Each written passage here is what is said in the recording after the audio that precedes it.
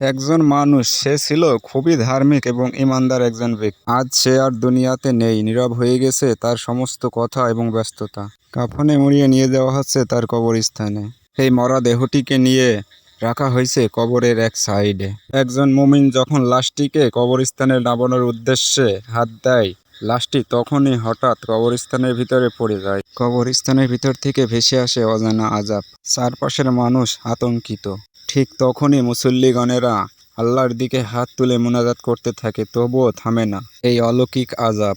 ইমাম সাহেব তার ঘনিষ্ঠ একজনের কাছে শুনতে চাইল, কি এমন পাপ আছে তার জীবনে যার কারণে তার কবরে এমন অলৌকিক আযাব।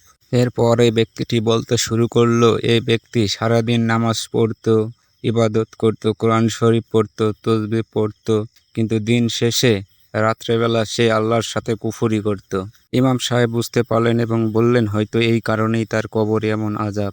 মনে রাখবেন, আল্লাহর চোখে কোনো কিছুই গোপন নয়। সকলে মিলে আকাশের দিকে দুহাত তুলে দোয়া শেষে ইমাম সাহেব বলতে থাকেন, আজ থেকে নিজেদেরকে বদলে ফেলুন, কারণ কবরের জীবন বড়ই কঠিন।